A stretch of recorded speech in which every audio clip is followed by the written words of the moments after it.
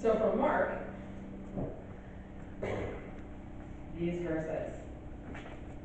Mark 4, verses 35 through 41. On that day, when evening had come, Jesus said to them, "Let's go across to the other side." And leaving the crowd behind, they took him with them in the boat, just as he was. Other boats were with him. But a great windstorm arose, and waves beat into the boat, so the boat was nearly swamped. But Jesus was in the stern, asleep on the cushion. And they woke him and said to him, "Teacher, do you not care that we are perishing?" He woke up then, rebuked the wind, and said to the sea, "Peace, be still." And then the wind ceased, and there was a dead calm. And he turned to them and said, "Why are you afraid? Have you still no faith?" And they were filled with great awe, and said to one another, "Who then is this, that even the wind and the sea obey him?" The word of God for all people. Thanks be to God.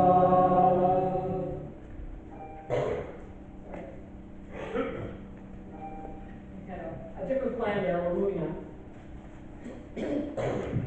What I had was a song by Michael Johnson, who's a musician that I was fond of some years ago and still love his music, and a song called "Pilot Me," which seemed appropriate early in the week when I was putting things together for today. "No way I see through the storm" are the lyrics. Pilot me. Pilot me. No way I see to stay warm. Pilot me. When I'm lost at sea. My body cannot go. My feet, they move too slow. I don't know where to go. Pilot me. I'm lost at sea is a paraphrase for that. And effectively, that's what the disciples are asking about. Are you with us? Will you protect us? They're in the middle of a storm, in a boat in the middle of the storm. There's waves coming over. They're in the middle of a boat in a storm at night, following a long day of preaching. And they're in the boat because Jesus invited them. Let's go get in the boat and go across to the other side. Okay. Would that we all did that. And now they're stuck in this place that's stormy and terrifying. They don't know what to do, and here's Jesus asleep in the boat, seemingly unaffected by what's happening in front of them, to the point where they're now really terrified, and they wake him up saying, "Teacher, don't you care that we're perishing? We're drowning. There's water in the boat. For goodness sake, what are you thinking?" I have to pause here, put a pin in it, and say, isn't it interesting? Because I can't imagine that Jesus would put them in the boat and sleep through something to the point where all of them would be lost. So there you go. And it would be tempting to take off on a riff about faith and trust, and certainly that's probably part of it. But he does get up when they wake him, and he calms the waters, calms the wind, calms the sea, and then he looks at them and said, "What are you afraid of?"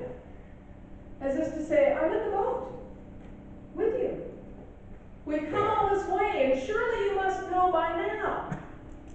All will be well. It didn't say it would be easy, and it hasn't been, but all will be well. So what are you afraid of? Do you still have so little faith? I wonder if Jesus is thinking, in me? With you as we go? And again, it would be easy to wrap to the faith portion of this, but I was kind of curious about the boat. Because often in researching for scriptures, that's a metaphor for several kinds of things, but maybe it's just a boat. And it's the stuff happening inside the boat that presses us to pay attention. Why did he ask them to get in it to go to the other side? What's on the other side? The grass is greener on the other side. Life is better on the other side.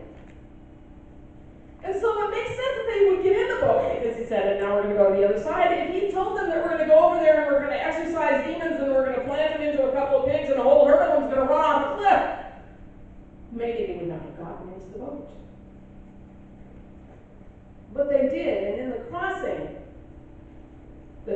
the faith, the ability to do whatever happens once you get to the other side, falls into place in that journey, in that transitional space. They chose a side because Jesus asked them to, and Jesus asks us today. Janet in the children's story says, there were wrecks on the road. She chose a side. Whose side did she choose?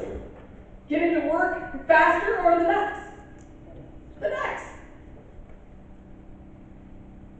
She could have gone roaring by and never seen the elk, but she was present to a God moment, a gift to her that says, this is cool. You're good. Here's something to decorate the way and give you joy and peace, because this is what you've chosen to do. We have a lot of sides being chosen in the moment, across the country, inside the church, probably inside ourselves.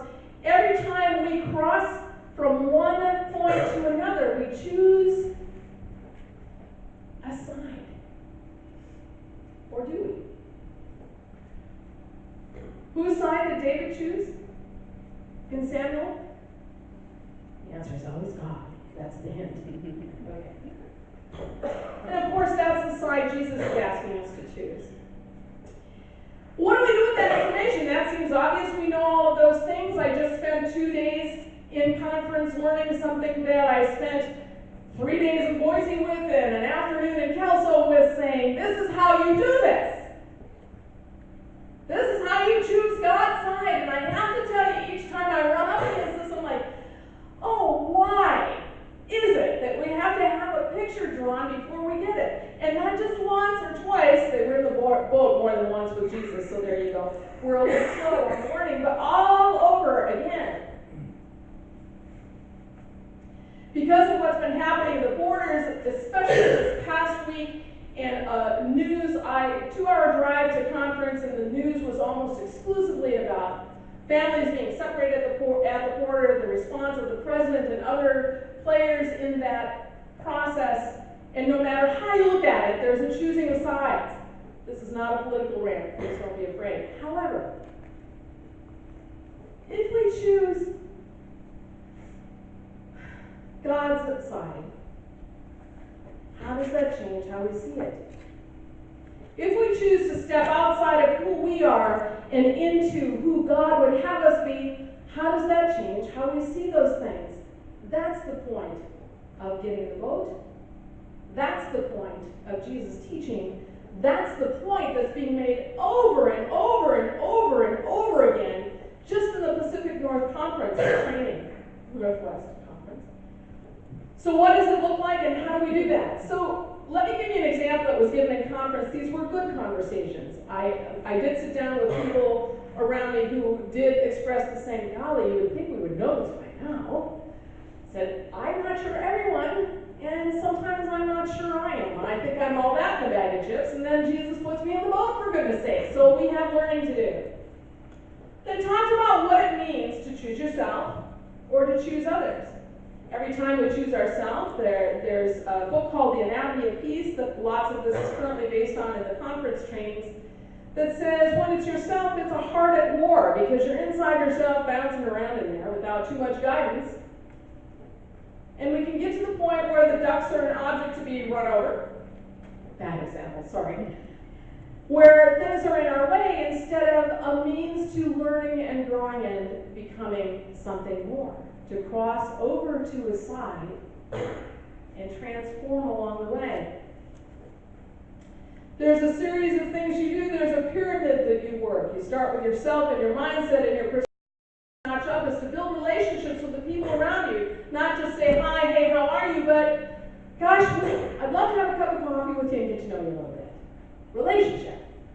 Because as soon as we put a face on anything, we can't step away from it as easily as if it's them out there and me in here, right?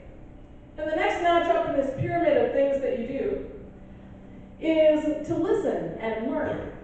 And from the next notch up from that is teaching and communicating. And the very last, the very tip of the pyramid is to correct something if it needs correcting. The whole point being, if you work this pyramid in a way that says, I'm going to step outside of myself, I'm going to build relationships, I'm going to learn and listen, I'm going to teach and communicate, by the time you get to the top, there's probably not much correcting to do. But we have a tendency to start the other way around. Let me just tell you what's wrong with whatever it may be, and then maybe we'll work towards the other way. Which do you suppose is the God choice? Okay.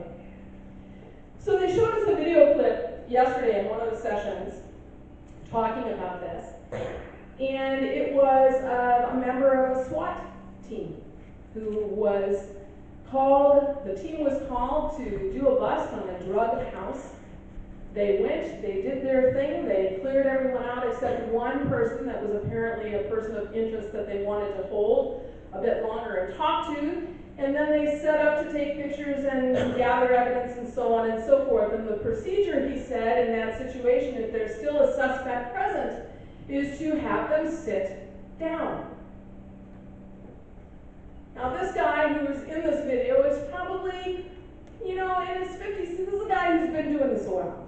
He's got a bunch of decorations on his shirt and a badge and so forth. So, speaking from a place of authority. And so they went in and he said, "Sir, as part of our procedure, I have to ask you to sit down. So I invite you to sit down now." And the guy said, "I will not sit down." Okay. And the SWAT team person speaking had gone through a training like this, and he said, "I was all ready to take my hand and forcibly help him sit his little self down." And he said, and I could feel my hand rising, and I thought, well, let's see. If I work backwards from the pyramid, which is what they tell you to do when you get stuck somewhere, instead of correcting him, let me teach and communicate. So, sir, this is the thing. We're going to be in here gathering evidence, and there's going to be a lot of people around, and to make sure that you don't get hurt and you're not in the way, this is why we're asking you to sit down. So you do that, and the guy said, "I appreciate what you said. I'm not sitting down." Now, I don't know where your minds are going right now, but I see some laughing. I did that too. Like, oh, wouldn't you just know? Because there's a tendency to block people into a certain place and hold them there. So now the cop is frustrated because they need to get moving on this, and he said, I can feel myself at the ready going, "I'm now going to make you sit down because I've asked you twice and I've educated." And he said, "No, let's just see what happens if we actually work this." So next down he goes, "Okay, so listen and learn." So he said, "Gosh, I wonder what happened if I asked him why." He didn't want to sit down. So I did. "Sir, can you tell me why you won't sit down?" "Well, 2 weeks ago I had surgery and I have 7 pins in this leg, and I was told by my doctor if I sat down in the kind of way that you're saying that I would end up with 2 more surgeries and some pins that were not where they were supposed to be."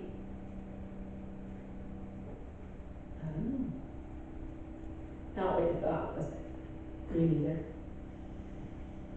And so the SWAT team commander said, "Okay, I see a stool over here. If we can arrange you so that you can sit in a way that protects your leg in that surgery, would you be willing to sit down?" "Yes, I can do that." It's like that. We go immediately to what we know needs to be done, and we're going to do it because we're right, thanks, and that is not about God's choice. Maybe once in a while. But if we back up just a little bit and communicate what it is that we need, or just listen to what's being said, or be present to the elk on the side of the road, for goodness sake, or the person who's next to us that might be in distress, and simply ask a question. It makes a difference. If we are at odds with the person sitting next to us, not that that ever happens at conference, you can either be all up in your silo saying, "Well, I'm right, no, I'm right, no, I'm right," and I've watched it happen, but I've also seen this happen. Gosh, I gotta tell you, my point of view on that is completely different. Can you tell me about yours? You might learn something. You might learn something about the story that sits behind whatever it is that causes them to be more right than you. the same might be true in reverse. There are stories happening with immigrant families. There are assumptions made that everyone who crosses the border is a criminal or a thief. And I understand that the bigger issue, or I believe I understand, that the bigger issue is that they're coming across illegally. But there are places, if the stories are to believe, where they're attempting to position themselves to cross legally and they're being detained anyway. It appears that the separation of families has stopped, but there are children, many of them, spread out in places where it's hard to know what will happen and what the damage is. Simple Mind, and this showed up with several at conference, just in conversation, not in any official capacity, but in conversation, saying, so here's the thing. My Simple Mind says, I'm not indigenous to this country. Somewhere, I have great-great-greats, grandparents who immigrated here from Germany and England and France. And they came looking for a better life. To assume that the people at the border are looking for anything less is a huge disservice. It would be as simple as asking the question.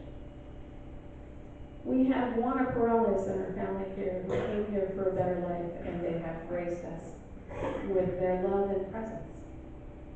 Had they not made a stand, they wouldn't be here. Yes, but that's them, and we know them, and that's the point. Is it not? As we choose, and they're looking for a life that's better on another side, life that has more opportunity, has more safety, has less stress, less hostility, less abuse. It's happening all over the world. This just happens to be our little time. And so it's right in our faces. I don't have any easy answers here, except to say that I wonder what would happen if we met people at our borders with compassion and asked a question or created some other kind of space than a potential wall as a means of saying, we see you, we will make time for you, we will love you because you are us. That makes sense to everyone? I don't know. Our bishop doesn't have an answer to this either. No one does in this moment. I can tell you, if I had thought I could get back here in time, I would have gone to a prayer vigil at the SeaTac Detention Center, which is right in the backyard of several congregations in our conference. If for no other reason to say, we see you, we know you're in there, we're praying for you, we care about you, we don't know what's next, but we can be here. We can do that too. We can pray here, but a physical presence that says, I'm going to go there.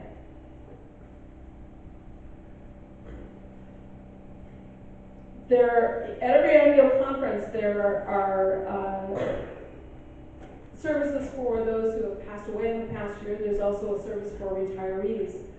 And with the retirees, they occasionally will ask the ones who can't be there to share a pearl of wisdom or two. And one of them is a gentleman who couldn't be at conference because he recently had back surgery, so here he is with his ball cap and his chair going.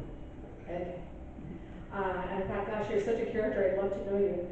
And he said, so here's the thing. Choose. Don't be afraid to lose your job or be jailed for what you say and what you believe. Get in the boat and choose. I gotta tell you, I have a hard time with that because that's pretty scary to me. I think it's pretty scary to most of us. If it's not a literal go to jail or lose your job, the messaging that's behind that in his life experience as a pastor was, he said, I've done both, and I've come away more every time. Don't be afraid to do what needs to be done so that the people who live around us and among us have what we have. Don't be afraid to share the wealth. Don't be afraid to open the door. Don't be afraid. Why are you afraid? Because Every time we go there, we forget that there's someone who's always in the boat. And it would seem that we even need to be taught that from time to time. Guilty. There's a lot happening for us as a church. A lot happening for us as a church. On human sexuality, on stands for women with equal rights, which interestingly enough is not in our book of discipline. We're working on that as a constitutional amendment to be voted on in 2020. The words aren't there. We have work to do as a conference, as a denomination. But even if you remove all of those things, we have work to do as a people, because the invitation is always there. Jesus is always quietly waiting with an invitation for us to get in the boat and choose to cross with him to another side. Amen? Maybe so.